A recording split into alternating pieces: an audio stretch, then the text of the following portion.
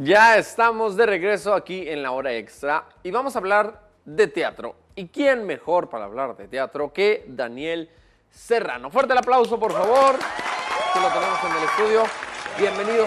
¿Cómo estamos? Muchas gracias, muchísimas gracias por invitarme y pues contento de estar aquí con ustedes, contagiándome de la juventud, como diría Sabines. No, qué padre. Y la verdad también nosotros que contagiarnos de cultura porque es padre cuando tenemos invitados que tienen gran terreno en muchas áreas, es actor, como director, como dramaturgo, que tantas cosas no podría platicar Daniel Serrano.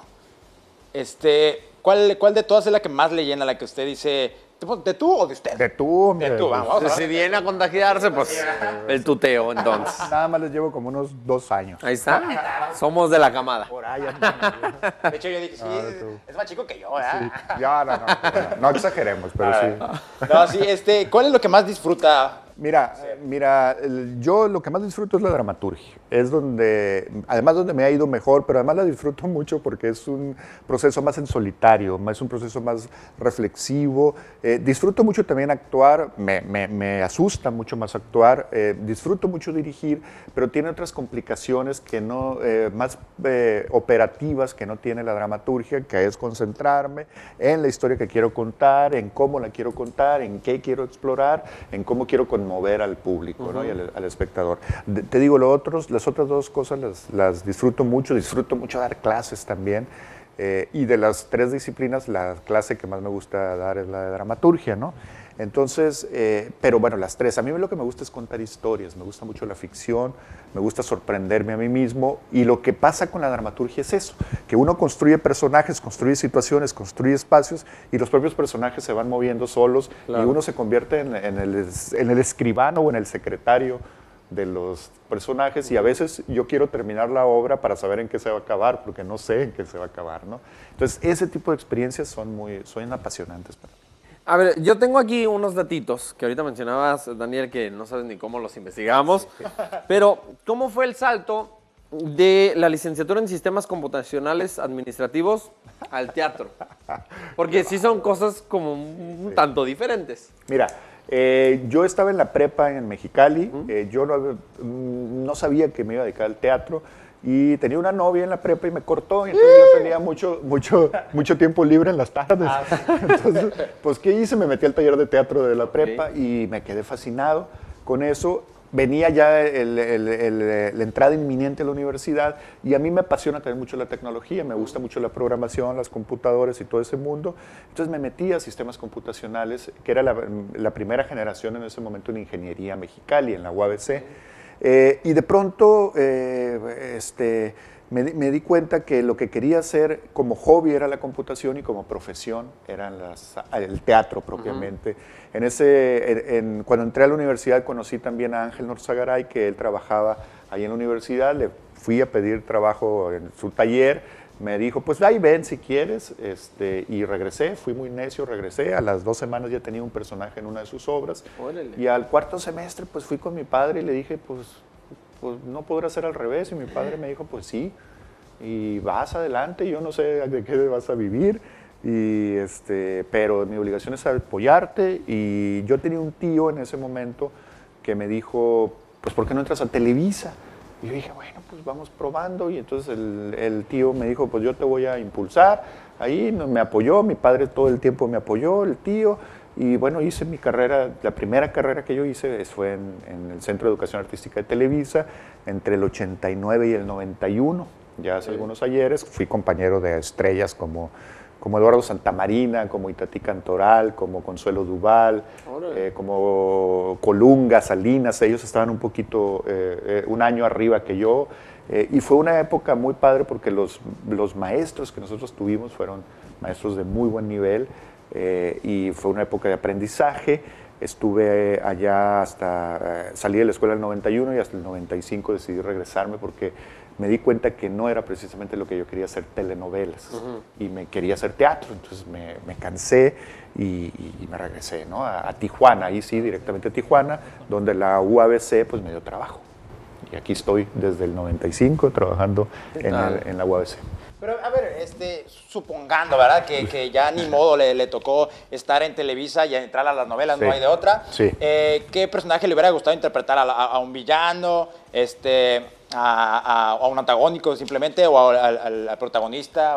Mira, el cliché es decir que el villano, porque el villano tiene muchos matices. No son clichés, la verdad son clichés. A mí me hubiera gustado interpretar al que le pagaran más. O sea, si tú me dices, mira, nomás vas a pasar por ahí, pero me vas a ganar más que el protagonista, ese es el que quiero. Algo tipo Angélica Rivera, ¿no? Más o menos. La verdad, ¿Esa casita? mira, la televisión en esa época no me interesaba. No, yo quería otra cosa. No tuve la suerte, además, yo tenía pelo en ese momento, no, era guapo aquí donde me ves. Llegó el momento en que era muy problemático y justamente mi primera obra de teatro la escribí en Tijuana a los 2 meses de llegar a Tijuana. Era una historia que yo traía en la cabeza y que en la Ciudad de México no me daba el momento, la perspectiva para escribirla. Llegué, la escribí, se la di a Ángel y me dijo, yo no sabía que escribías, y le dije, pues no, yo tampoco. Yo tampoco. Y tenía 27 años, ¿no? Tenía 27 años, más o menos la edad que tienen ustedes, o un poquito más. Y yo no sabía que quería ser dramaturgo hasta que llegué a Tijuana en una computadora que me había comprado mi papá para sistemas computacionales, una Tandy 1000 preciosa. Ahí escribí en una noche esa obra, es una obra corta, y de pronto la empecé a soltar y me dijeron, oye, ¿y tú escribes? Pues yo creo. ¿No? Después tomé cursos con Vicente Leñero, con las grandes personalidades de la dramaturgia, y pues yo me considero dramaturgo. Si tú me preguntas mi profesión, yo empiezo diciendo que soy dramaturgo, ¿no? A ver, ¿de qué trata esa primera obra? Es una obra en la que se llama El último recurso, es una mujer que prepara en la azotea de su casa, quiere reconciliarse con el novio, y entonces hay una fiesta en la parte de abajo, pero en la azotea ella prepara una noche romántica, más que romántica, y llega y empieza a hablar y resulta que el que llega no es el novio, sino un tipo medio psycho. Híjole. Cuando empezaste a escribir, ¿no batallaste? Porque, bueno, puede uno escribir una novela en que uno se basa y pone la creatividad en los personajes dentro del universo. Pero ahora escribir y ser dramaturgo tienes que escribir dentro del universo de la obra, pero también pensando en que actores lo tienen que leer, Sí. en que otro director puede llegar a leer y montarlo y que tiene que adaptarse a la idea que tú pusiste. ¿Es muy difícil esto de escribir para teatro? Mira, yo prefiero escribir para teatro que una novela, por ejemplo, porque el teatro me acota, el teatro me pone retos. Contrario a un novelista muy importante que se llama David Toscana, que escribe muy bien diálogo, y yo una vez le dije, oye, ¿por qué no escribes teatro? Y me dice, porque me acota, y es lo que a mí me sirve. Ahora, esto que tú dices, sí, nosotros escribimos para el oído, no para que sea leído. Y uno imagina los personajes de una manera, y cuando alguien te monta una obra por allá en La Paz o en... Yo he tenido muy buena suerte, me montan en todos lados, y de pronto dices, no entendió nada el director.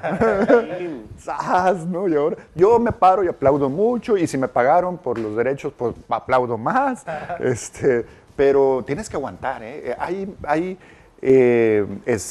anécdotas memorables de dramaturgos y directores de los 70s, por ejemplo, que se agarraban a golpes, que no entendiste mi obra y les pegaban. No, eso ya pasó, yo aplaudo mucho y digo, pues bueno, pues ya no entendió. Y ya si me pregunta el director o si quiere platicar conmigo, le digo lo que yo pienso desde el punto de vista artístico y desde el punto de vista de estructura dramática. Pero pues sí sufres, porque tú te imaginas pues no sé, a Sean Penn en tu obra de teatro y pues te terminan poniendo a Charlie Valentino. No sé si lo conozcan, pero no. Muy diferente. Oye, Daniel, De ficheras. ¿cómo es el momento para escribir una obra? Porque, por ejemplo, pues una obra no la vas a escribir en 20 minutos o en una hora, tal vez. Sí. Bueno, una chiquita, tal vez. Pero tú empiezas, ¿no? Y traes en la imaginación una historia, unos personajes, Empezaste muy temprano, ya te dio la noche, ya ocupas dormir o ir al baño o distraerte. ¿Cómo es ese proceso para de repente agarrarle otra vez el hilo? A lo mejor te fuiste a dormir, al día siguiente tenías actividades y ya hasta la tarde o hasta 2 días después le sigues. ¿No se dificulta? ¿Tienes que aventarte un ratito para atrás en la lectura a ver dónde me quedé? Ah, ok, ajá. Y ahora, ¿reactivar otra vez los personajes? Mira, el proceso de escritura no tiene mucho que ver con sentarte en la computadora. Tiene que ver con que tú traes la historia todo el tiempo en la cabeza que estás escribiendo, la historia que ya generaste. Por ejemplo, puede pasar algo ahorita en esta entrevista que tú dices o que dice Quique, y digo, claro, eso era lo que yo necesitaba para que mi personaje, porque estoy atorado en esto. Si tengo tiempo, les cuento rapidísimo una anécdota. Yo estaba escribiendo una obra que se llama El carbón en la boca de Porcia, que, por cierto, produjo el Secut en una convocatoria que ganamos ahí. Y yo necesitaba que un personaje saliera de la cárcel, porque lo necesitaba ver en escena. Entonces yo decía, ¿qué hago? ¿Qué hago? Y no podía, no encontraba cómo. De casualidad fui a la Ciudad de México, me quedo en la casa de un compañero actor y me dice, vamos a ver mi obra. Entonces yo fui y la obra era espantosa, y entonces no me podía ir porque el que me estaba dando hospedaje pues estaba en escena. Entonces yo decía, bueno, pues me tengo que quedar. Y de pronto sale un actor chaparrito, muy chaparrito. Y en ese momento dije, claro, mi personaje del carbón sale de la cárcel porque mató a un enano. Y entonces le redujeron la condena. Y era porque además toda la obra es como un CSI, pero de pueblo sonorense. Entonces todo es un desastre, nadie entiende nada. Y entonces a este cuate, pues lo sacan de la cárcel porque le reducen la condena. Y fíjate, lo que estoy diciendo parece, no es políticamente correcto lo que estoy diciendo, pero finalmente es una reflexión de la discriminación hasta para eso. Entonces, porque mataron al enano, entonces el personaje sale de la cárcel y se encuentra al principal y le cuenta cómo es que lo metieron a la cárcel y por qué salió. Y entonces yo ya puedo desatorar la escena. Pero gracias a que yo estaba escribiendo todo el tiempo, que esa es la condición. Claro, cuando llego a la computadora ya tengo tarea que hacer. Entonces escribo la escena, ¿no? Sí, vaciarlo. Y luego me dejo tarea, termino, por ejemplo, si ya estoy muy cansado, me dejo la tarea. Digo, pongo una línea, tengo que desarrollar esta escena donde este personaje mata al otro o hace este tipo de cosas. Entonces ya regreso con ganas a la computadora. Llega este asunto de la profesión, llega a los grados de que yo disfruto mucho hasta el sonido de las teclas de la computadora. Ya es una cosa así, sí, ya estoy en la noche, todo el mundo dormido en mi casa, mis hijos ya durmieron, mi mujer y yo. Dios santo, ¿no? La pasión. Pero ¿no? sí, por contar las historias, pues, ¿no? Y en todo momento uno está escribiendo, ¿no? Cuando traes una historia en la cabeza, ¿no? Ahorita traigo una que no la traigo resuelta y que a lo mejor algo puede pasar, que incluso puede ser que ustedes no tengan nada que ver con esos personajes, pero que resulta, el personaje que yo vi en la obra de teatro de mi amigo, que era muy mala, no tenía nada que ver con el personaje que yo terminé creando, pero me conectó. Y esto lo cuento siempre como ejemplo a mis alumnos de cómo no deben de dejar el proyecto. El proyecto lo traes ahí y a lo mejor algo dice tu mamá o dice alguien y eso es lo que te va a desatorar la escena. Además de que el proyecto lo puedes traer ahí pues por el tiempo suficiente que no se te vaya el recuerdo, tal vez, ¿no? Sí. Retener la información. Sí, no, y bueno, haces notas y le dictas a Siri y haces todo ese tipo de mañas, pero los personajes ahí están y te están persiguiendo y luego te hacen así, ¿no? Y dicen, ¡sácame de aquí! Oye, no has trabajado. Oye, yo ya quiero. 8 líneas, sí, el otro personaje parece 10 sí, líneas. no, oye, ya quiero besar a la morra y tú ahí estás. Estás gacho, ¿no? Oye, Daniel, vamos a hacer una pausa Claro comercial y volvemos ahorita para que nos digas también cómo te va con los alumnos. Muy bien. ¿Va? No le cambie.